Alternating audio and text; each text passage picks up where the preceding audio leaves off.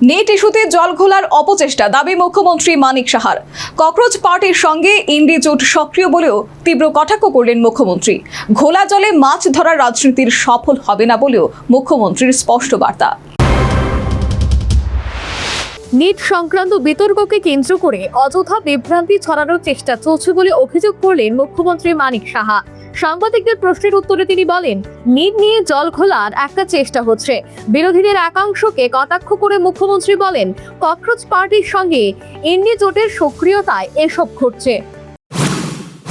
এবং উনি বলেছেন যারা এই প্রশ্নপত্রের সাথে জড়িত রয়েছেন কাউকে ছাড়াও, এবং এই না বললাম আর দেরিতে হোক, এর জন্য ফাস্ট ট্র্যাক যে ব্যবস্থা উনি করেছেন সেটা যাতে তাড়াতাড়ি তার রেজাল্ট বেরোয়। এবং আমি অত্যন্ত আনন্দিত এবং ওনাকে আমি ধন্যবাদ দেবো যে এইরকম একটা ডিসিশন উনি নিয়েছেন, এবং স্টুডেন্টরাও এতে করে খুশি। আপনারা দেখেছেন নিট নিয়ে একটা জল ঘোলার একটা চেষ্টা করছে, এবং যখন এই ঘটনাটা আসলো তড়িঘড়ি কিন্তু এই পরীক্ষাটা বাতিল করল এবং মাত্র অল্প সময়ের মধ্যে আবার পরীক্ষাটা করা হলো।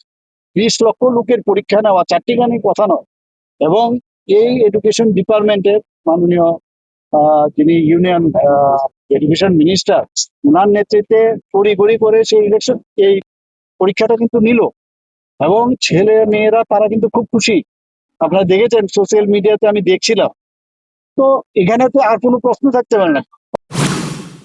উদ্দেশ্য প্রণোদিতভাবে সাধারণ মানুষের মধ্যে বিভ্রান্তি সৃষ্টি করা হচ্ছে, গতি দখলের চেষ্টা বলেও তিনি কটাক্ষ করেন।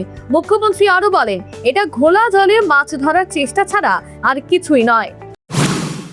পার্লামেন্টও যখন বললো যে আমরা যে ধর্ণা দিচ্ছি, এখন যে কি এটা ককরোচ পার্টি একটা হয়েছে, এদের সাথে তো এক একবার এক একটা জিনিস হয়। সেখানে ইন্ডি জোটের যারা আছেন ওদের সক্রিয় ইচ্ছাই কিন্তু এগুলো হচ্ছে।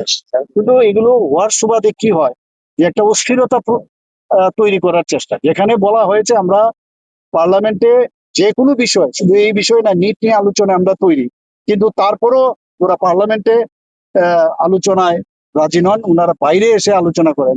তো যন্তর মন্তরে করুক, সেখানে তো যথাস্থান আছে, কিন্তু না, এখন প্রধানমন্ত্রীর বাড়ির সামনে ধর্ণা দেওয়া, এবং এটা একটা হাইলি রিস্কের জোন, সেখানে যাওয়াটা ঠিক নয়, এবং সেটা বোঝা উচিত। ওনারা জানেও, কিন্তু এটাকে একটা সেন্সিটাইজ করার জন্য নানাভাবে মানুষকে ভুল বোঝানোর জন্য এগুলো করছে।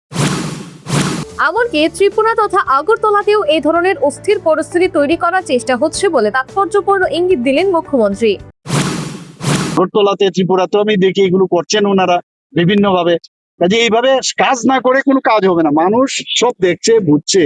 এতগুলো স্কিম জনসাধারণ, গরিব মানুষদের জন্য, সাধারণ মানুষদের জন্য, দেশ আজকে কোথায় চলে গেছে। রকেট, একটা রকেট তৈরি করছে এখন। আপনারা ভাবুন যে বেসরকারি স্তরে যেমন কাজ হচ্ছে আজকে, নৌসেনাদের জন্য যেভাবে নতুন নতুন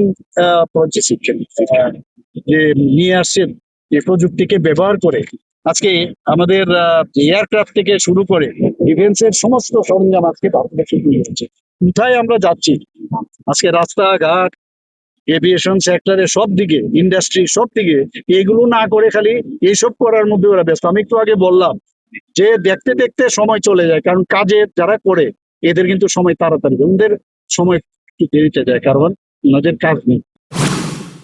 তিনি স্পষ্ট জানান, সরকার পরিস্থিতির উপর নজর রাখছে এবং তথ্যভিত্তিক অবস্থানই সামনে তুলে ধরা হবে। গুজব বা অপপ্রচারে বিভ্রান্ত না হয়ে বাস্তব তথ্যের উপর আস্থা রাখার আহ্বানও জানান তিনি। মুখ্যমন্ত্রীর এই মন্তব্যকে ঘিরে রাজ্য রাজনীতিতে নতুন একটি রাজনৈতিক আবহ তৈরি হয়েছে। Bureau report, news vanguard.